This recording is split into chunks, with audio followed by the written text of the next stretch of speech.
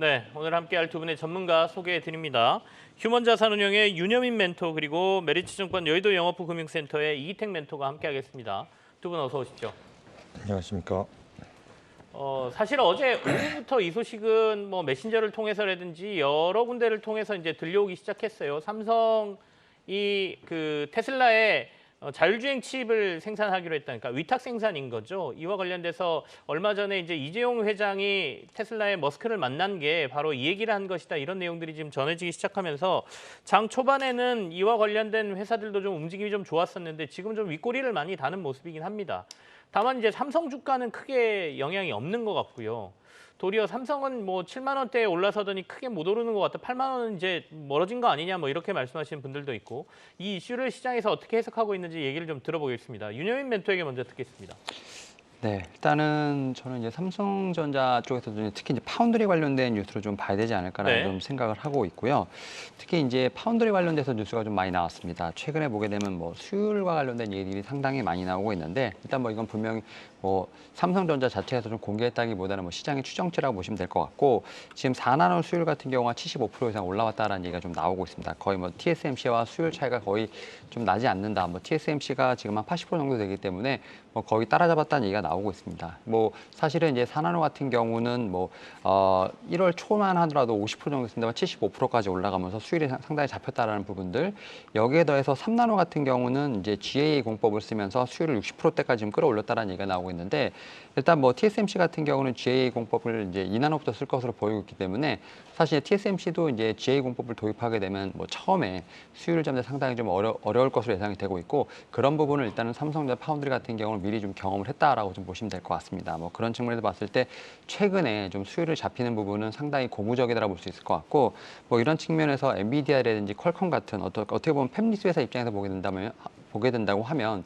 TSMC라는 어떻게 보면 독점 회사의 어떤 계속 이제 좀 위탁 생산을 하다가 이제 삼성전자 파운드리가 나오면서 어쨌든 좀 선택지가 하나 더 생긴 것 네. 이런 거에 대한 부분을 저는 좀 주목해봐야 되지 않을까라는 좀 생각을 하고 있습니다. 특히 뭐 TSMC 같은 경우는 계속해서 그 공정 관련돼서 특히 이제 이 패키징을 워낙 잘하기 때문에 가격을 계속 인상하는 걸로 알고 있는 부분이 있는데 특히 이제 뭐 엔비디아나 퀄컴 같은 어떻게 보면 미국의 빅테크 회사들도 어쩔 수 없이 그 가격이 인상된 부분을 따라가야 된다는 입장에서 봤을 때 삼성전자 파운드리의 어떤 이런 수율을 잡는 건 상당히 반갑지 않을까라는 생각을 하고 있고 이와 관련돼서 지금 이제 우리나라에 특히 이제 이런 파운드리 관련돼서 생태가 좀 뭐 오사트라든지 뭐 팹리스, 디자인하우스 같은 이런 좀 생태가 계속해서 같이 좀 이제 주가상으로 움직이는 부분이 있다고 볼 수 있을 것 같은데 저는 오늘 봤을 때 보게 된다고 하면 이런 부분들은 이미 주가에 좀 많이 선반영이 되지 않았나라는 좀 생각을 하고 있습니다. 뭐 그런 측면에서 보게 된다고 하면 오히려 요 세 개 특히 파운드리 생태계에서 봤을 때는 그나마 좀 덜 간 것이 저는 이제 코아시아 정도만 되지 않을까라는 좀 생각을 하면서 네. 저는 이제 이런 뉴스를 통해서 이미 좀 주가는 특히 많이 선반영을 했다. 하지만 그 가운데서도 좀 볼만한 종목은 코아시아 정도가 되지 않을까라는 말씀을 좀 드려보도록 하겠습니다. 사실은 테슬라의 이 자율주행 칩을 삼성이 수주를 하느냐 안 하느냐 일단 보도가 나온 상태고요. 삼성전자에서 공식적으로 이걸 뭐 수주했다 이렇게 내용이 나오는 건 아니죠. 근데 시장에서는 일단 삼성이 위탁 생산과 관련돼서 지금 TSMC와 치열한 경쟁을 벌이고 있기 때문에 빅테크 업체에 뭔가 하나의 수주를 잡았다는 거는 거기서 이제 경쟁 속에 조금 더 삼성이 한 발 더 갈 수 있다 이런 의미에서 좀 의미를 부여하는 것 같고요. 그리고 국내에서 이제 칩립스 회사라든지 아니면 팹리스 뭐 이런 회사들에 대한 관심이 조금 시장에 있는 것 같습니다. 이택 멘토께서는 어떻게 보고 계십니까? 예, 뭐 이제 반도체 수가 늘어나기 때문에 그렇겠죠. 뭐 가장 먼저 전기차에는 약 한 500개에서 1000개 정도의 반도체가 들어가는데 이제 앞으로 자율주행으로 넘어가면 2000개 이상의 반도체가 필요합니다. 그러니까 4배에서 한 2배 정도 이상의 반도체가 필요한데 안정적인 공급처로 테슬라는 필요할 것이고 뭐 한쪽보다 투트랙 전략도 필요한 부분이기 때문에 네네. 이에 삼성을 택하면서 안정적인 자동차 반도체를 이제 수급받기 위한 포석이 아니었나 그렇게 해석을 할 수가 있겠습니다. 삼성전자 또 하나의 이슈가 있을 수가 있는 게 9월에는 오토모티브 일렉트로닉스 포럼이라는 게 열립니다. 여기에서 이제 본격적으로 팹립스 업체들의 기술력 뽐내기가 나타날 수 있을 것으로 보여지고요. 무엇보다 이제 방금 전에 말씀하신 것처럼 OEM, ODM 업체, 그러니까 뭐 패키징 업체라든가 그런 업체들도 사실은 여기에서 관련된 이슈들이 나올 수 있기 때문에 이게 일시적인 내용이 아니라 앞으로도 진행될 수 있는 큰 시장이 열릴 수 있는 상황이다. 그렇게 판단할 수가 있겠습니다. 어떻게 보면 테슬라에서 이미 설계는 다 해서 위탁 생산을 맡기는 거니까요. 국내 팹리스 업체 설계를 하는 회사보다는 말씀하신 것처럼 패키징 쪽 회사들이 조금 더 수혜가 아닐까라는 생각도 드는데 관련주로 오늘 움직이고 있는 종목들에 대한 언급도 조금 해주시죠. 어떻습니까? 보통 보면 코아시아, 뭐 텔레칩스, 칩앤미디어, AD 테크놀로지 이런 데들이 이제 오늘 이 이슈로 움직였다고들 이렇게 특징주로 분류는 하고 있는데 한 두 종목은 그래도 상승세가 좀 유지되고 있고 나머지는 또 빠지는 모습이란 말이죠. 이기택 멘토께서는 이런 팹리스 관련주들은 투자를 어떻게 해야 된다고 보세요? 예, 뭐 지금 순환매가 계속해서 이루어지고 있는 상황 속에서 네. 뭐 오늘의 특징이겠죠. 뭐 엔비디아 하면 AI 하드웨어 쪽인데 오늘 하드웨어 쪽은 좀 조정이 나오고 소프트웨어 쪽은 올라가고 이게 바토터치를 하는 모습이 좀 나타나고 있고요. 그리고 여기서도 팹리스 업체들 중에서도 미리 선반영돼 있고 이제 시장의 이슈가 계속해서 나왔던 게 예전에 중국 수출 금지했을 때부터 기대감이 네네. 올라왔던 거였거든요. 음. 그렇기 때문에 차익 실현의 빌미가 되지 않았나. 뭐 이제 뭐 세론이라고 보통 얘기하는데 2번 재료가 세론의 재료가 되지 않았나. 그리고 뭐 그렇다라고 하면 순환매가 계속 진행된다라고 하면 여기서 이제 뭐 눌림목 구간에서 9월 달에 오는 오토모티브 일렉트로닉스 포럼에서 다시 주도주를 찾기가 이제 분재질 그럴 상황으로 넘어갈 가능성이 높다. 그렇게 판단할 수가 있겠습니다. 알겠습니다. 삼성전자가 테슬라의 자율주행 칩을 수주할 가능성이 높다라는 보도와 관련돼서 오늘 시장에 이슈가 좀 있어서 관련된 내용들을 지금 살펴보고 있습니다. 자, 오늘도 코스닥 시장에서 코스닥이 그나마 조금 빨간불을 켜고 있는 거는 결국에는 2차 전지 소재주, 특히 양극재 쪽이란 말이죠. 에코프로에도 관심, 뭐 에도가 아니라 에코프로에 관심이 많으실 테고, 그리고 이제 포스코 관련주란 말이죠. 포스코 그룹주들. 그래서 저희가 두 얘기를 또 한번 해보겠습니다. 윤여인 멘토가 먼저 하실까요? 네, 일단은 에코프로 그룹주가 일단 먼저 좀 어떻게 보면 주가를 끌어올렸고요.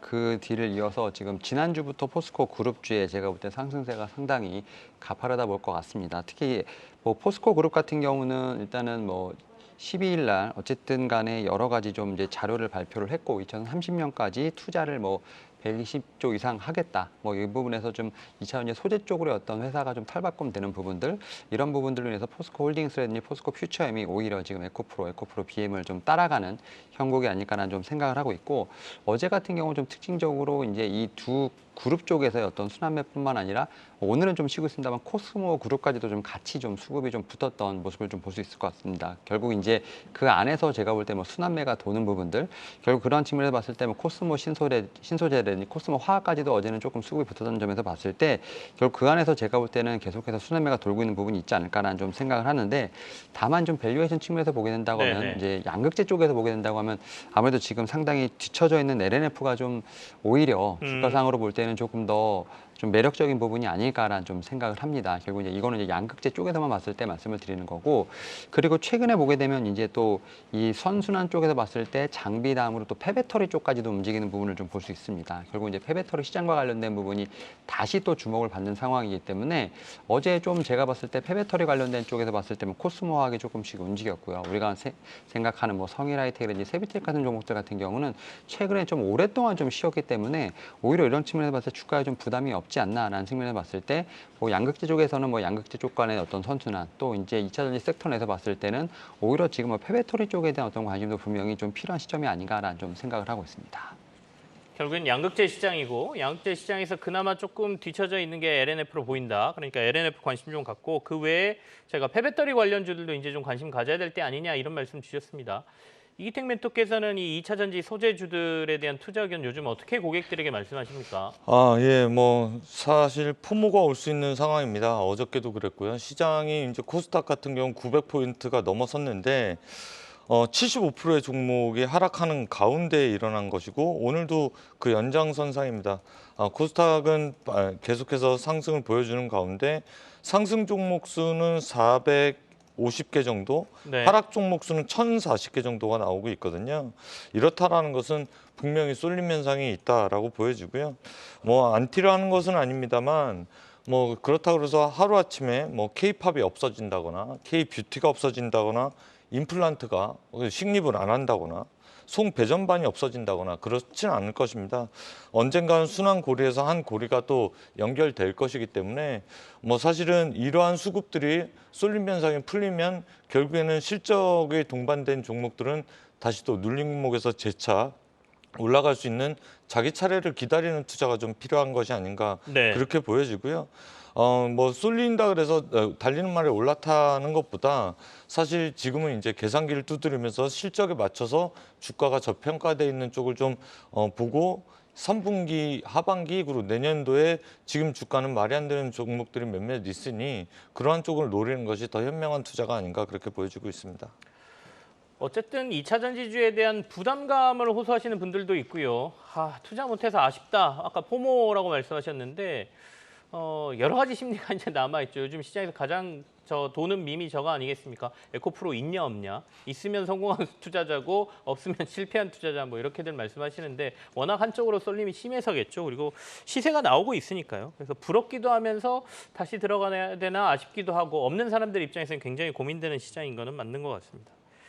자, 아까 AI 관련 얘기 잠깐 하셨다고요. 그러니까 엔비디아의 주가 흐름에 따라서 국내에서 AI 관련된 주식들이 오르고 내리고를 반복하는데 오늘 AI가 붙어 있는 의료기기나 뭐 AI를 활용해서 진단하는 회사들 주가가 조금 움직입니다. 이 얘기 조금 해보겠습니다. 윤여민 멘토하고 얘기하겠습니다. 네, 일단은 좀 AI 관련돼서 좀 말씀을 드리면 이게 의료기기 AI라고 하지만 결국 저는 이제 AI 테마를 좀 봐야 되지 않을까라는 좀 생각을 하고 있고 특히 이제 의료기기 쪽에서도 AI가 붙었다는 것 자체는 이제 결국은 이제 AI를 통해서 돈을 벌 수 있는 좀 그러한 종목들의 어떤 가능성을 보면서 지금 주가가 움직이고 있지 않나 생각을 하고 있습니다. 특히 뭐 지금 뷰노라든지 루닝 같은 종목들 같은 경우 상당히 좀 시세가 나오고 있는데 오히려 이런 종목들 같은 경우는 좀 2차 전지와는 다르게 좀 기대감으로 좀 많이 올라가고 있다라 볼 수 있을 것 같습니다. 오히려 실적 시즌에 관련돼서 좀 보게 된다고 하면 숫자가 상당히 약한 부분이 있기 때문에 오히려 이런 부분에 대해서는 제가 볼 때는 좀 변동성에 주의를 해야 되지 않을까라는 좀 생각을 하면서 네. 오히려 이제 의료 AI 쪽이 아니라 좀 AI가 지금 최근에 보게 되면 좀 확산이 되고 있다 볼 수 있을 것 같습니다. 최근에 이제 뭐 자율주행이라든지 뭐 엔터테인먼트 웹툰까지도 좀 확산이 되고 있는데 오히려 AI 관련된 테마 혹은 뭐 이런 쪽에서 봤을 때 실적으로 좀 같이 볼 수 있는 종목들을 제가 보게 된다고 하면 오히려 탑픽으로는 좀 네이버가 되지 않을까라는 좀 생각도 하고 있습니다. 최근에 뭐 네이버 관련돼서도 뉴스가 많이 나오고 있는데 특히 이제 하이퍼클로버 X 관련돼서 지금 이제 하반기에 좀 기대감도 있고 실적이 좀 턴어라운드가 있기 때문에 오히려 이제 의료기기 AI보다는 AI를 보시게 된다고 하면 오히려 저는 네이버를 보시는 게 그리고 의료기기를 보시게 된다고 하면 오히려 의료기기보다는 제약바이오 그중에서도 뭐 저는 셀트론 헬스케어가 좀 더 눈에 들어온다라고 좀 말씀을 좀 드려볼 수 있을 것 같습니다. AI 테마를 보면 네이버를 차라리 보는 게 낫다라는 네. 말씀입니다. 네이버 AI 서비스 조금 연기된다는 얘기가 있었어요. 이건 주가에 영향 안 미칠까요? 사실 이제 AI는 어떻게 보면 좀 테마로서 좀 기대감이 있다라고 볼 수 있을 것 같고 저는 이제 네이버 같은 경우는 좀 실적적인 측면도 같이 좀 봐야 되지 않을까 생각합니다. 특히 뭐 하반기에 이제 포시마크 관련돼서 거래액이 좀 증가되는 부분들 그리고 이제 사실은 좀 어려울 때마다 기업들 같은 경우는 광고 같은 부분을 좀 많이 줄였었는데 이런 부분에 다시 조금씩 이제 실적의 턴어라운드가 좀 나오는 부분이 있기 때문에 오히려 광고 매출에 대한 부분들까지도 같이 보시게 된다고 하면 오히려 AI는 좀 플러스가 되는 거지 AI가 어떻게 보면은 이 네이버를 봤을 때는 좀 메인 테마는 아니기 때문에 뭐 그런 측면에서 좀 연기되는 부분은 제가 볼 때 큰 영향은 없을 것으로 보이고 있습니다. 알겠습니다. 자, 이제 저희가 AI하고 의료가 결합된 회사 중에 가장 최근에 중심에 됐던 게 이제 뷰노, 루닌 뭐 이런 회사 아니겠습니까? 워낙 주가가 좋았으니까요. 시장에 관심이 많이 모였죠. 이기택 멘토께서는 이 AI와 의료 진단 또는 의료 기기와 관련된 이 테마에 대해서는 어떻게 보고 계십니까? 네, 뭐 AI 관련돼서 이제 엔비디아 관련된 친구들이 오늘 조정이 좀 나오니까 국내 네. 시장에서 이제 소프트웨어 종목들이 주목을 받는 것으로 보여집니다. 무엇보다 당연한 것이 우리가 잘할 수 있는 분야가 있습니다. 우리는 의료보험이 잘 돼 있고 MRI나 CT의 데이터가 풍부합니다. AI는 바로 그 데이터가 쌀이기 때문에 그렇습니다. 그 데이터를 가지고 예전에는 영상의학과 교수님들이 암을 발견해내고 치매를 발견해내고 이제 환자 진단을 해냈는데 그것을 루닛이나 뷰노 그리고 딥노이드가 대신해주는 정확도가 높아지는 기술을 구현할 수 있는 환경이었다. 그래서 우리가 잘 아는 루닛, 뷰노 그리고 딥노이드가 시세를 좀 보이는 것으로 보여집니다. 네. 우리는 우리가 잘 아는 쪽에서 결국에는 특화된 그러한 양상이 좀 나타나고 있다. 그렇게 보시면 되겠습니다. 루닛 같은 경우는 항암 치료 확률을 높여주고 있고요. 뷰노 같은 경우는 치매, 뇌질환 초기 진단하는 쪽에 AI를 개발한 해낸 근거가 결국엔 CT하고 MRI 촬영에 대한 그동안에 한 땀 한 땀 영상의학과 교수님들이 밝혀냈던 그 누적된 데이터를 가지고 AI가 발견한 것이다라고 볼 수가 있겠습니다. 그렇다라고 하면 그 외에 추가적으로 우리가 잘하는 쪽이 어딘가를 놓고 봤을 때 신약 개발 쪽에서도 좀 특화되어 있는 기업이 좀 눈에 띄는데 네네. 신테카 바이오라고 신약 개발하는 쪽에서 AI 기술을 접목해서 무엇보다 신약 개발하는 그 후보 물질 발견서부터 개발 임상 단계까지 가장 빠른 신속한 시간을 앞당겨주는 AI를 개발하는 회사가 향후에 또 주목받을 수 있다. 이러한 말씀을 좀 드리고 싶습니다. 알겠습니다. 자, 어제 저희 랩지노믹스 대표가 나오셨는데 어제는 주가 흐름 별로 그렇게 안 좋더니 오늘은 또 주가 흐름이 좀 좋네요. 미국의 클리아랩이라는 그 인증받은 일종의 진단 서비스 센터라고 하죠. 한 100위권 안에 드는 회사를 조만간 인수할 거다 이런 소식 전해주셨는데 오늘은 시장에서도 반응이 좀 괜찮습니다. 자, 두 분과 오늘 시장에 대한 이슈는 여기서 마무리를 하고 가져오신 유망주 확인해 보도록 하겠습니다. 자, 윤여인 멘토가 오늘 가져오신 유망주가 클리오군요. 2분기 최대 매출이 전망된다. 아까 실적 기대를 좀 해보자 이런 말씀이세요. 그리고 이기택 멘토께서는 바디텍메드 중국과 조인트스타와 진단 제품 공급 계약을 맺었다라는 얘기인데 한번 확인해 보겠습니다. 클리오부터 투자 포인트 얘기 좀 해주십시오. 네, 결국 이제 2분기 실적 시즌이다 보니까 뭐 실적과 관련된 종목들을 좀 찾게 되는데요. 그 가운데서 클리오 지금 최근에 좀 어떻게 보면 좀 잘 쉬고 있는 부분들, 오히려 주가상으로도 좀 밸류에이션도 매력이 좀 있지 않을까 생각을 하고 있는데 일단 클리오 같은 경우는 실적을 좀 먼저 말씀을 드리면 일단 영업이익은 한 68억 정도가 좀 예상이 됩니다. 특히 전년 동기 대비 51% 이상 증가한 수치가 나올 것으로 보이고 있고 뭐 이런 측면에서 봤을 때 컨센서스를 좀 상회하는 제가 볼 때는 수치가 나올 것으로 보이고 있습니다. 여기에 또 매출 같은 경우도 분기 최대 매출을 좀 기록할 것으로 보이고 있습니다. 매출액 같은 경우 807억 정도가 예상될 것으로 보이고 있는데 결국 이제 이렇게까지 좀 2분기 실적이 상회했던 이유는 여러 가지가 있습니다만 지금 이제 외형이 좀 확대되면서 채널에 대한 부분들 효율 상승으로 인해서 좀 수익성이 개선된 부분도 있다라 말씀드릴 수 있을 것 같고 여기에 더해서 지금 북미라든지 동남아 쪽으로의 어떤 외형 확대가 제가 볼 때 매출에 호조가 되지 않을까라는 좀 생각도 하고 있습니다. 특히 이제 리오프닝 관련돼서 뭐 사실은 효과가 있네 없나라는 계속 얘기가 있습니다만 클리오 자체적으로 보게 된다고 하면 그 효과는 확실히 좀 나오지 않나라는 좀 생각을 하고 있습니다. 특히 뭐 국내에서 봤을 때 온 오프라인 쪽으로 해서 채널에 대해서 높게 침투이 나오고 있는 부분들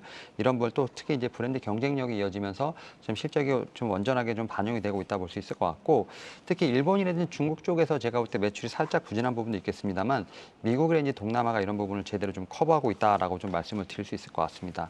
뭐 이런 측면에서 2분기 실적 상당히 높게 좀 평가가 됩니다만 올해 전체적으로 봤을 때도 지금 실적 자체로 봤을 때는 작년을 뛰어넘는 아웃퍼폼할 것으로 보이고 있습니다. 특히 영업이익 한 260억 정도 예상되면서 네. 전년 대비했을 때도 44%. 그러니까 결국 이제 계속 실적이 좀 갱신되는 좀 계속 이러한 좀 수치가 좀 나오고 있는 상황. 하지만 제가 볼 때는 주가 자체는 어떻게 보면 목표 주가보다는 상당히 좀 괴리가 있는 좀 그런 주가의 흐름이 좀 나오는 상황이기 때문에 오히려 이런 측면에서 좀 저평가 매력으로 좀 충분히 접근할 수 있지 않을까라고 좀 말씀을 드려보도록 하겠습니다. 알겠습니다. 목표가하고 손절가 좀 소개해 주십시오.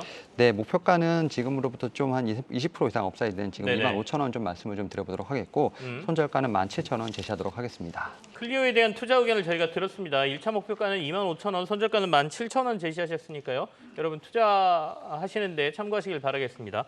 이기택 멘토가 가져오신 바디텍 매드도 좀 투자 포인트 좀 들어볼까요?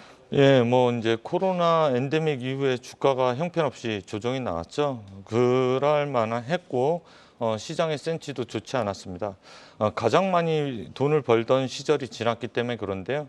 소외된 지 한 2년 만에 실적이 호실적을 좀 보여줬고 그 호실적에 기인한 내용과 향후 전망을 좀 해드릴 수 있도록 하겠습니다. 네. 원래 이제 코로나 때 가장 호실적을 보여줬을 때가 1,400억에 660억 영업이익을 보여줬었고 그때 주가는 4만 원 이상을 좀 기록했습니다.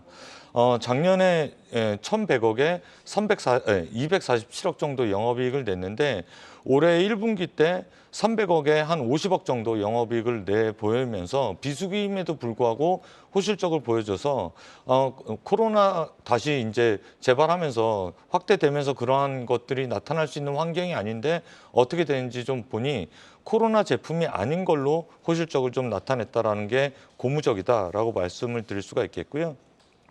무엇보다 이제 시장에서 나온 뉴스는 중국 관련된 뉴스이기도 합니다만 제가 주목하는 부분은 미국 관련돼서 이제 반려동물 진단 시장에 진출한 내용이 네. 향후에 모멘텀이 돼서 추가적으로 실적을 견인할 것으로 보여집니다. 반려동물 진단 시장이 미국이 약 한 1조 원 정도 수준인데 진단 키트 하나당 보통 15불에서 20불 정도 하는 것으로 알려져 있습니다. 그런데 이게 이제 유통업체가 한 4군데 정도가 있어서 25%씩 거의 4업체가 거의 독과점적으로 운영이 되고 있는데 그중에서 한 업체가 이제 바디텍메드와 협업을 해서 본격적으로 3분기서부터 납품이 될 것으로 보여집니다. 이제 코로나 때문에 장비 공급이 됐고 거기에 이제 소모품만 공급이 되면 바로 진단이 가능한 시장이기 때문에 시장 확장성이 상당히 양호하다를 평가할 수가 있겠고 이로 인해서 본격적으로 내년도서부터 24년도서부터 온기 실적을 반영한다라고 하면 450억 정도 영업이익을 좀 보여줄 것으로 보여지는데 그렇다라고 하면 P 8배 수준이기 때문에 상당히 저평가 구간이다 그렇게 볼 수가 있겠습니다. 알겠습니다. 바디텍메드에 대한 투자 의견을 들었고요. 목표가 손절가 좀 말씀해 주시죠. 예, 이제 본격적으로 반려동물 진단 네. 시장에 진출한다라고 하면 예전의 주가를 회복할 것으로 보여지기 때문에 목표가는 3만 원, 손절가 13,500원 투자 의견 제시해 드리겠습니다. 알겠습니다. 자, 두 분과는 여기서 마무리 짓죠. 오늘 유망주로는 클리오와 바디텍메드 소개해 드렸습니다. 이기택 멘토 그리고 윤여민 멘토와 함께했습니다. 고맙습니다.